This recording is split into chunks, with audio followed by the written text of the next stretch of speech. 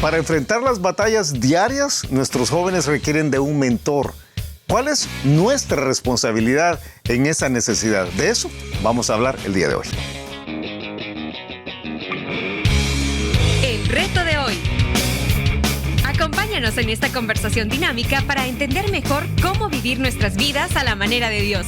Y toma el desafío para llevarlo a la práctica en tu vida diaria, aceptando el reto de hoy. Hola, ¿qué tal? ¿Cómo están? Somos Julio e Iván Contreras y te mandamos un fuerte abrazo, un gran saludo de buena onda para hacer como éramos los jóvenes de... ¡Qué bárbaro! Mira, los saludos de jóvenes es algo... ¿Qué hubo? ¿Qué hubo? ¿Qué hubo? Y no podríamos ir cada uno por su país y por su edad. Por su momento en el cual creció, sí. A mí me enseñaron a decir muy buenas tardes. ¿Cómo está usted? A mí me decían, hey, que tuani esa tu... ¡Qué barbaridad! Esa tu onda. ¿Qué ondas? ¿Qué onda, bicho?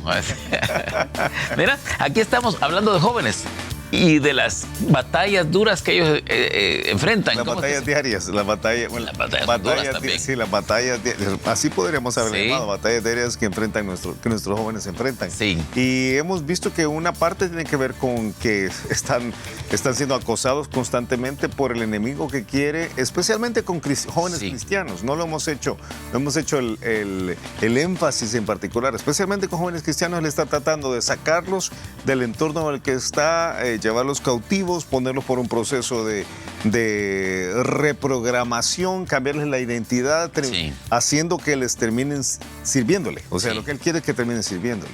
El día de ayer vimos que una de las herramientas principales tiene que ver con la elaboración de fortalezas mentales que destruyen la salud mental, precisamente, la salud mental, y vimos un montón de estadísticas que eran tristes, ¿verdad? Tristes. Tremendas. Que son tristes, porque en este de, pues sí, tantos cientos de miles, tanto por ciento, pues sí, hay un montón de jovencitos que están metidos en su cuarto y que no pueden salir, y yo puedo pensar que se llama José y se llama Marta y se llama Tita, ¿verdad? O se llama, no sé, Rebeca, todos los nombres pues, de hace 15, 20 años.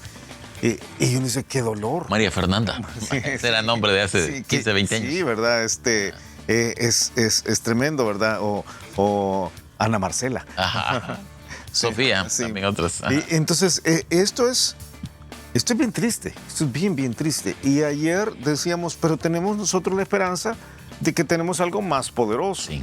¿Qué debemos hacer? Quizás es una inquietud, porque algunos quieren hacer algo y no saben cómo hacerlo. Sí. Yo te propongo, y tú me decías más temprano, a veces las mamás son muy incisivas, los papás son en incisivos. su buen deseo, lo que hacen es que machacan el mismo punto una y otra vez. Y hay momentos que el joven dice, o el niño dice, ya, cállate, que me desesperas, para hablar de otra generación.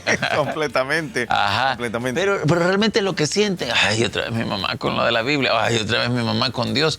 Y no es necesariamente que el joven rechace a Dios, es que a veces somos tan inoportunos. Rechazan la forma. La forma en que nosotros a veces somos tan incisivos que el joven cierra los oídos. Y eso es, si tú me permitís, lo peor que uno puede hacer. Cuando los jóvenes nos cierran los oídos, eso no se va a abrir tan fácil. Leyes de liderazgo, dos leyes de liderazgo. Yo siempre te las repito, porque para mí son clave. La primera ley de liderazgo es que si no creen en el mensajero, no van a creer en el mensaje. Sí. Y uno tiene que entender como papá, uno tiene que entender como pastor, uno tiene que entender como pastor de jóvenes, como maestro de escuela dominical, que si uno no es potable, el mensaje no es potable. Correcto. Y el problema no es el mensaje, el problema es el mensajero. Sí. El mensajero. Entonces, a veces los papás deberíamos de bajarle el fuego. Y uno tiene que escoger su batalla. Sí. Hablando de batallas, el que quiere pelear, Todo, ¿eh? cada batallita y yo soy... Hay papás que dicen así, yo soy yuca. Ajá. Yo soy yuca. Yo no le dejo pasar ni una. Ah. Y entonces, ok, pienso yo, tarde o temprano va a estallar esto. Sí. Esa es la mera verdad. Entonces, hay que tener mucho cuidado. Escoger las batallas. Y es bueno decirlo, el que nos está escuchando, el que nos está viendo, que tiene hijos y ha cerrado los oídos de sus hijos, que eso va a tomar mucho tiempo, mucha sabiduría y mucha paciencia para que eso se vuelva a abrir, si hace de aquí en adelante lo que debe hacer. Lo que es correcto. Sí. ¿Y qué es lo correcto? Yo quiero proponerte de Tito capítulo 2, sí, que los jóvenes lo que necesitan es una cosa. Sí. Quizás necesitan muchas cosas, pero necesitan algo que es indispensable. Es indispensable.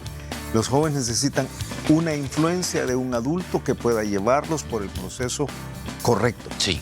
Llámale mentor, llámale tutor, llámale pastor de jóvenes, líder de jóvenes, llámale buen amigo, llámale hermano mayor, llámale abuelo, sí, porque puede ser el abuelo, puede ser la abuela, puede ser la mamá, puede ser el papá, pero tiene que ser alguien que tiene el proceso de la experiencia ya sobre la cabeza, ¿verdad? Y sobre la vida, ha pasado su experiencia por la Biblia, ya se equivocó, sí, ya cometió sus errores y entiende por gracia que esos errores Dios lo ha sacado de ahí.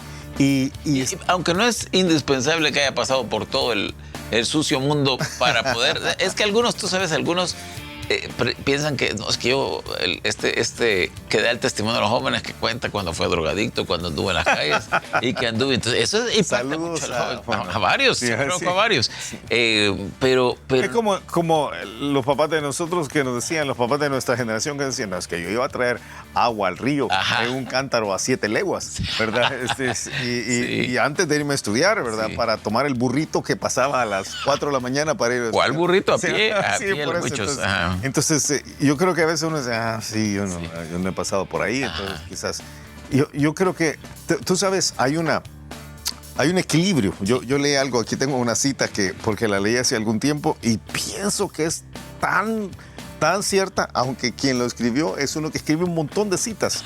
Se llama Anónimo. Anónimo. Y que conste que no es Anonymous. Sí, cabal. El error de los jóvenes es creer que la inteligencia es un sustituto de la experiencia. Sí. Mientras que el error de la edad es creer que la experiencia es un sustituto de la inteligencia. Sí, de acuerdo. Y yo estoy totalmente de acuerdo. A veces los jóvenes que tienen más información creen que mi papá no sabe, ¿verdad? Que el pastor no sabe, o sea, no sabe. Yo ya sé. ¿Y cómo es que sabes? Tengo Google. Sí, o sea... tengo mis amigos que me han dicho. Tengo mis amigos, así, y entonces... ¿Cuántos años tienen tus amigos? La misma edad que yo. Sí. Yo le dije a alguien a quien amo mucho, y hija de alguien que amamos mucho, estaba diciéndome no sé qué, y le digo, mira... ¿Y tú por qué decís esto? No, tío, me dice, no, tío, es que es tal cosa. No, mi amor, tú no has vivido todavía, todavía no has vivido. Pero hay una parte de que uno tiene que tener cuidado de no tener menosprecio por la inteligencia de los más jóvenes. Ahora, yo quizás te interrumpí, te hice broma ahí, en el sentido de donde tú ibas. Lo que de estos jóvenes necesitan es una buena o algunas buenas, creo yo que es más, buenas influencias en su vida. Ok, te digo cómo lo veo yo. Sí. En el libro de Tito, una de las cosas que hace Pablo plantea que un país nunca es mejor que sus habitantes. Sí. O sea, él dice, yo te he mandado a un país que es un desastre. Hay que cambiar a la cultura, y la forma de cambiar la cultura es que tú desarrolles algunas personas maduras que pueden liderar un cambio.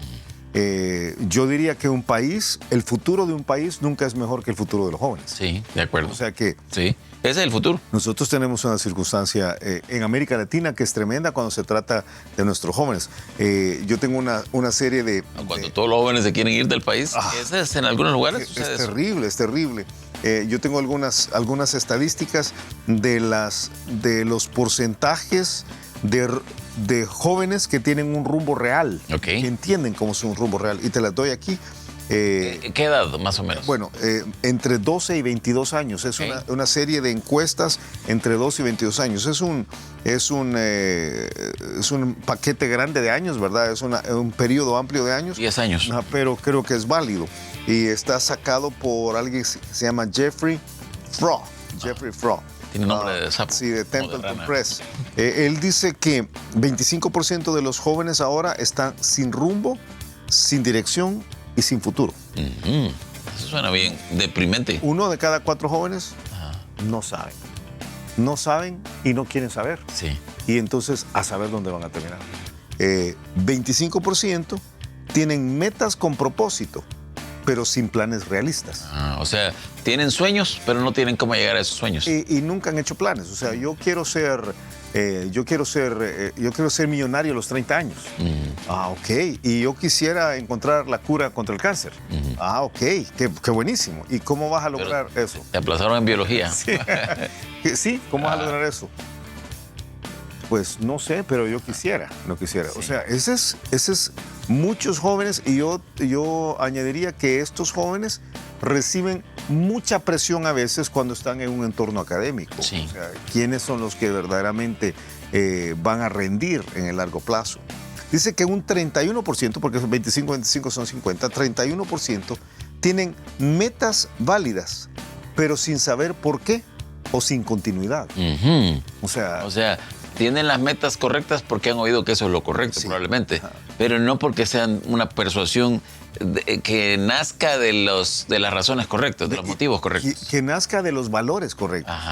Al no tener los valores correctos, entonces fluctúan sus decisiones. Sí. O sea, ahora, y tú y yo conocimos a muchos que entraron a estudiar medicina y después no les gustó y se metieron en ingeniería y después no les gustó, le metieron a abogacía y después no les gustó y terminaron poniendo un negocio.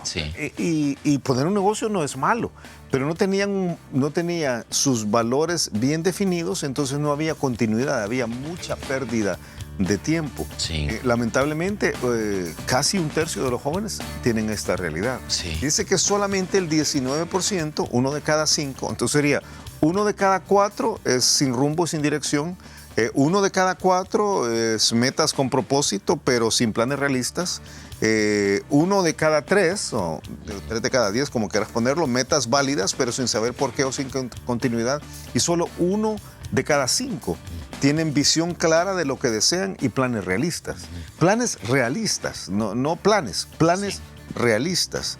Entonces, lo que tienes en América Latina ahora, y especialmente en El Salvador, según algunas estadísticas, yo sé que nos ven de muchos lados, pero creo que las estadísticas que voy a dar son similares.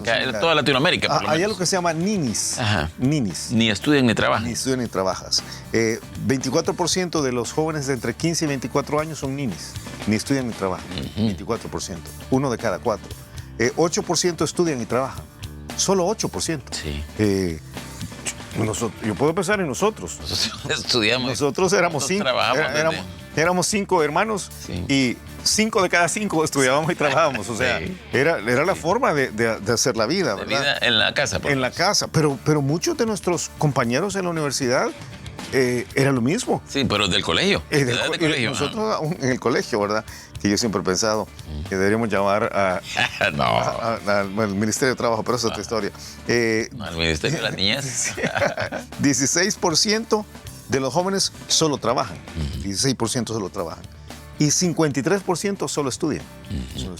Entonces, en América Latina, hace unos años, y yo creo que este número ahora ha crecido, porque esta tiene unos 5 años, esta estadística del Banco Mundial, de la Organización del Banco Mundial, dice que había más de 20 millones de ninis en América Latina. Entonces uno dice, ¿cómo hacemos todo esto? Porque por un lado tenés el diablo tratando de tomar control de ellos, como tú muy bien dijiste ayer, el mundo con todas las... Ni hemos entrado a toda la parte de la cinematografía y los videos y YouTube y toda esta clase de cosas y las redes sociales y las presiones interiores. Decimos que tenemos la Biblia, tenemos el Espíritu Santo, pero a veces no tenemos la prudencia y somos, como decías tú hace un ratito, somos presionando. Incisivos, ¿verdad? Yo no sé qué más palabra decir. Como que son agujas de máquina de coser algunos. Sí. Qué bárbaro. Entonces, capoteras. No somos oportunos. No somos oportunos. Y entonces cerramos los oídos de nuestros jóvenes, porque yo no quiero que esto parezca solo que es un programa para hijos. A veces es la iglesia. Sí, es la iglesia que solo varones con pelo muy largo, ese está tatuado, ese se ha puesto un arito en la nariz, ese se ha puesto... Entonces, como que todo es crítica y señalamiento. Mira los pantalones, mira la música, mira esto, mira lo otro, mira lo demás. Y entonces... esa palabra aquí no se acepta. Entonces, creo que a veces nosotros no hemos cerrado los oídos. Ahora, yo quisiera, porque yo tengo algunas inquietudes para el resto de la semana también. Pero entonces, ¿qué hacer? Ajá, eso es lo que quiero. Lo que el libro de Tito propone es que se necesita animar a los jóvenes a que tengan prudencia. Prudencia es conecten lo que ahora están haciendo con el resultado que va a suceder en el futuro. Pero Pablo no se queda ahí. Sí. Dice, presentándote tú en todo como ejemplo de buenas obras, en la enseñanza mostrando integridad, seriedad, palabra sana y irreprochable, de modo que el adversario se avergüence y no tenga nada malo que decir de vosotros. Yo te lo digo así como yo lo entiendo esa parte. Debemos ser personas inspiradoras, porque cuando los jóvenes te vean, tienen que decir lo que él predica de la Biblia y lo que él vive es similar y funciona. Funciona. Tú sabes que eso es lo que dicen que ese es lo que hace que un joven cristiano quiera o no seguir la fe de sus papás. Dicen que es que vea que la fe de sus papás es real, o sea, es consistente entre lo que dice y lo que hace, y que funciona. Sí. Entonces se le inspira, eso le inspira para decir, hey, yo quiero eso. No es exclusivo de los padres, se puede ver en otros, en algunos casos, pero es importantísimo que esto diga, hey, mira, hijo, yo no soy perfecto, pero tú ves que estamos tratando. Fíjate que es interesante porque la expresión para exhortar que dice aquí, dice que tenemos que exhortar a sí mismo a los jóvenes a que sean prudentes. Es un término en griego, el término parakaleo, que todo el mundo piensa en consolación. Pero el término se traduce de otras formas. Se traduce como avivar una llama en una fogata. Si el joven se está apagando, hay que animarlo.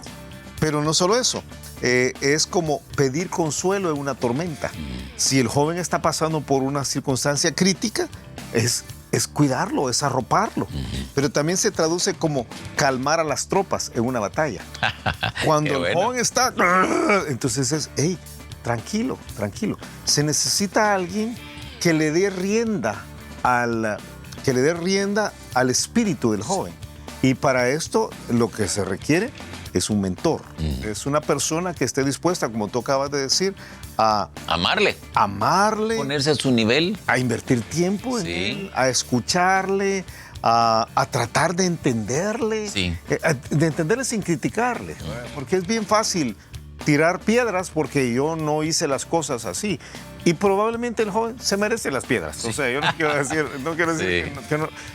Pero ¿qué queremos? Lo que yo siempre te digo. Meterse en su mundo. Yo te voy a decir, eso de meterse en su mundo es tan... hay mundos que son tan contrarios a lo que nosotros estamos. Y papá, ¿y tú qué? Bueno, es que aquí yo veo películas coreanas. Sí, también eso no me...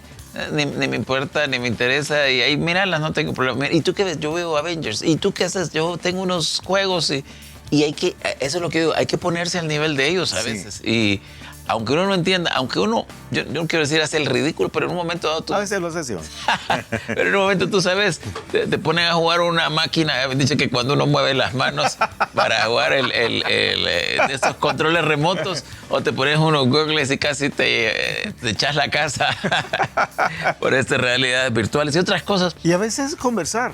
No, es que creo que ese solo es la forma de vincularse. Solo es el cerezo, la cereza. Sí. Pero es esta parte. El vehículo. Es el vehículo para entrar en una relación que yo quiero proponerte que tiene dos dimensiones esa relación. Una buena relación de mentoría que se sostiene sobre la palabra de Dios porque el diablo está mentoreando. O sea, tenemos que entender que el diablo está mentoreando. Entonces, una buena relación de mentoría que sostiene sobre la palabra de Dios viaja sobre dos rieles. De esos rieles te voy a hablar mañana. Ok, solo tengo yo un problema ahí, porque yo quisiera que habláramos yo te dije algunas inquietudes de la parte de tristeza, de la parte de jóvenes más desanimados, la parte un poquito de suicidio, de algunas cosas que quizás ni sabemos. No es autoflagelación, es hacerse daño a uno mismo, porque esas cosas que yo creo que la mayoría de los que nos ven, la mayoría de los que nos escuchan, ni siquiera tienen conciencia que existe. Te propongo algo entonces. Mañana abramos por esta inquietud tuya. Abramos por la inquietud de cuáles son los conflictos grandes que están teniendo los jóvenes, y entonces yo te doy la solución para aplicar este proceso de mentoría con estas dos herramientas. Me gusta. Tiempo. escuchamos el reto de hoy. El reto de hoy es abrir los ojos a la necesidad que tienen nuestros jóvenes, nuestros hijos, los jóvenes en nuestras iglesias, los jóvenes en nuestras escuelas, nuestros sobrinos, nuestros nietos, aquellos que están cercanos a nosotros, de poder contar con un mentor, alguien que les pueda guiar por un proceso de transformación en el cual su espíritu se avive. A veces hay que levantar el espíritu, a veces hay que consolar el espíritu, a veces hay que calmar el espíritu.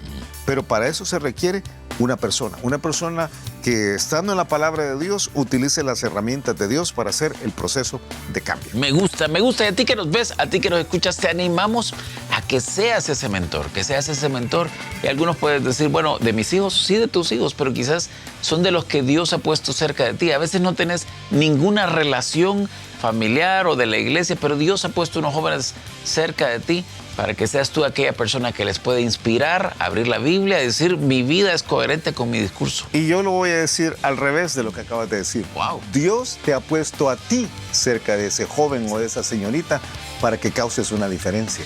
Entonces, si realmente quieres que la cosa crezca en la dirección de Dios, haz tu parte. Que pases un excelente día y nos escuchamos mañana a la misma hora. Gracias por habernos acompañado y ahora te animamos a que aceptes el reto de hoy en tu vida. Nos encontraremos de nuevo en el reto de hoy.